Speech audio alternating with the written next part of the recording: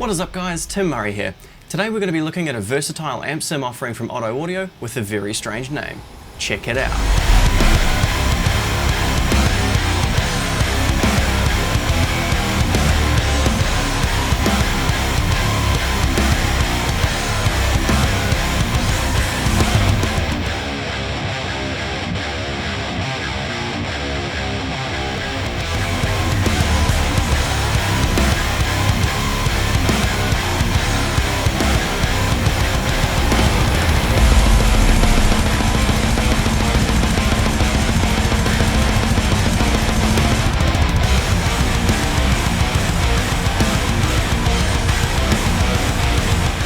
Before this video starts, a big thanks to Otto Audio for sending me the amp sim to check out. That being said, I've not been paid to say anything, so all thoughts and opinions are my own. You may have also noticed in the past few videos that I'm in a different room than usual, and that is because my house is finally completed. I'm still in the process of setting things up exactly how I want them, but I now have a room that is solely dedicated to my music and video production, which I am so hyped for. It does mean I now have a mortgage though, so be sure to check out my music on all platforms, it'll really help me out. So firstly, how's this amp sim's name pronounced? That's a fantastic question. I don't actually know. However, for the rest of this video, I'll be referring to this as the 11, as not only does all of its dials go to 11, but everything surrounding this amp seems to be related to it, including the standard retail price. Kind of like 11 from Stranger Things. While this may seem like a small amp sim on the outside, it is hiding some serious power on the inside. So with that being said, let's stare into this amp's soul. Jumping straight into it, the 11 is a hugely versatile amp sim geared towards high gain and low tune metal tones. You've got the standard gain, EQ, presence and depth controls found on most amps. However, it's when you get beyond this amp sim's panel where things start to get very interesting indeed. While we're looking at the front panel though, let's check out some of the options we have to alter our tone. Firstly, we've got the impedance curve setting to the left of the preamp gain control. Here you've got 9 different curves to choose from, which alter how your input signal affects the amplifier's response, in turn giving you 9 unique flavors straight out of the box. Some will sound scooped, some will sound mid-focused, and others will be balanced. I could describe this in fine detail, but actually hearing the tonal difference will paint the picture far better than I can. So here's how it sounds when you change this curve.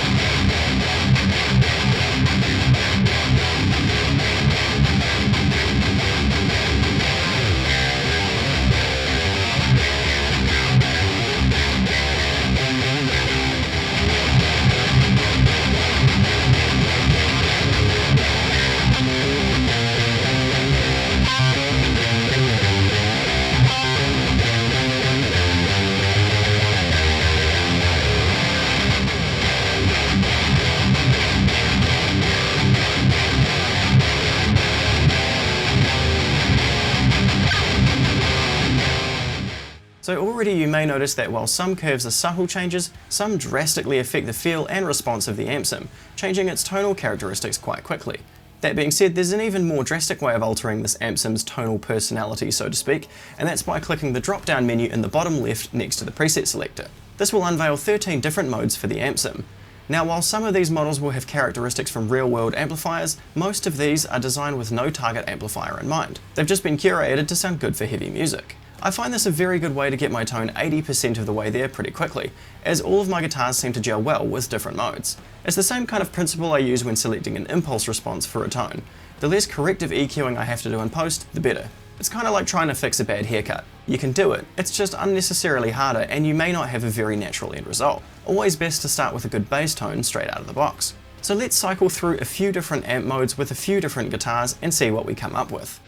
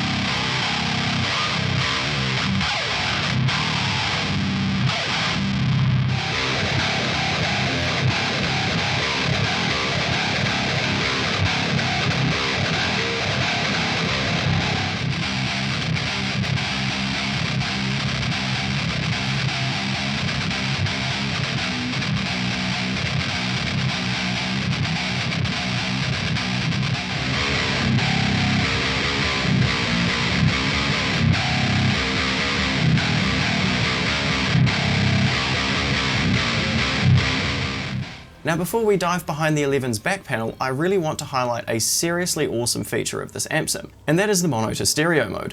I really dig this feature.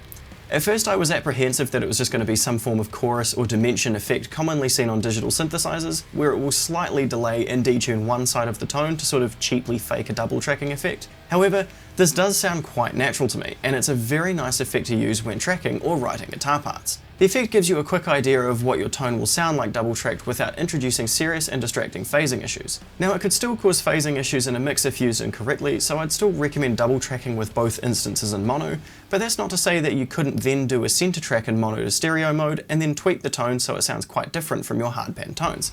Kind of makes a faux quad tracking tone, which is actually what I've done to both of my playthrough videos showcasing this amp, which you can check out in the description. And if you're simply using the 11 to jam out or practice riffing, throw the effect on and just enjoy the wall of sound that's thrown your way.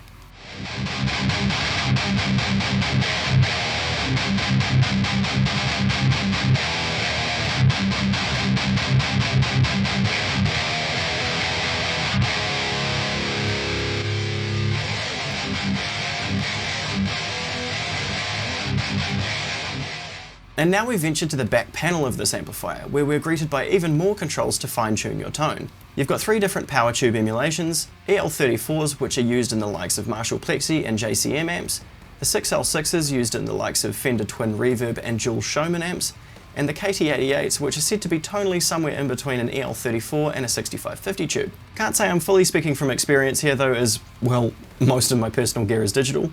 Either way, this feature is here to subtly change the response of the amp, much like how using different tubes will yield different results. Moving over to the right, there are also controls for shaping this power tube emulation: bias, sag, feedback, and snarl. Bias in a nutshell is controlling the electron flow to a tube, therefore making it run hotter or colder, altering the tone's saturation. The beauty of digital, and with the 11 in particular, is that you can control that simply with a single dial. In the real world, that can be quite the difficult thing to adjust. Sag emulates a drop of voltage to the amp, causing the dynamic response of the amp to compress a little. Feedback and snarl I haven't seen on any other amp sim, and I generally don't alter these controls too much.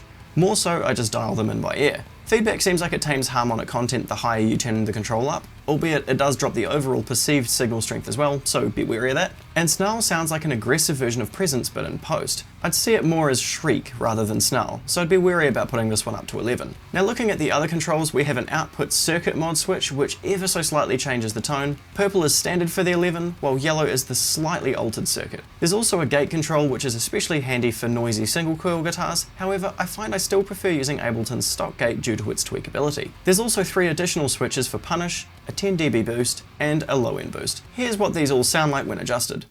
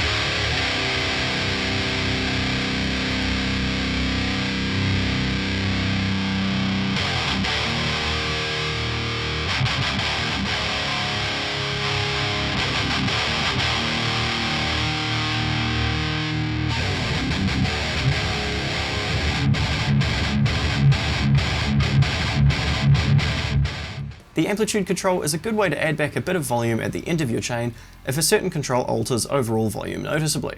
I reckon a really neat feature to see here would be an auto unity gain switch that automatically adjusts the volume based on certain changes, keeping everything level. There's a phenomenon with mixing where people will assume a change sounds better simply because it's made the sound louder, so this would be a good way to counteract that. Given the massive amount of control you have over this amp, this would also potentially create a quicker workflow for tone designing. Now we move over to the final bit of this amp, which is the cabinet IR section. The 11 comes with 22 cabinet impulses, all made by Otto Audio. These have all been curated for this amp especially, and each cabinet has a drastically different tone than the last one. You also have a resonance control for the cabinets, which can be adjusted independently on the left and right channels. This is especially good if you feel your tone sounds brighter on one side and wish to even it out a little bit. You can also bypass the cabinet impulses that come stock with the 11, but just know that this will also bypass the mono to stereo width effect, even if your third-party impulse response loader has a stereo input. If it were up to me, I would like to see the implementation of a 3D cabinet view where you can physically move different microphones around to alter the cabinet sound. Like I said previously, I like to avoid too much corrective EQing in post simply by getting the tone as close to how I want it in the box.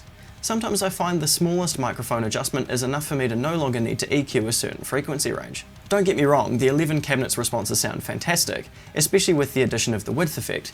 I just personally prefer a bit more control over my cabinet responses. You could of course just use a third-party 3D cabinet response plugin if the width effect isn't necessary for you. Another thing to note with this plugin is that it doesn't have any pre or post effects. That means no reverbs, delays, or modulation effects. There's also no boost or overdrive pedals before the amp either, although given the sheer range of gain you have on this amp, this isn't really needed anyway. If I were a massive user of using standalone plugins, I could potentially see this as a gripe. However, being the absolute Ableton junkie that I am, I do actually see this as a positive. A lot of times when I'm making tones in Ableton, I already know what my go-to plugins for delay and reverb are, and most of the time I'll have a preference for each effect I want to use. So having all of these additional pedals in my AmpSim plugin is a bit of a waste for me, as they simply get bypassed and could potentially contribute to making the AmpSim plugin more CPU intensive than it needs to be. And that kind of brings us to the conclusion of the 11 and my overall opinion of this plugin.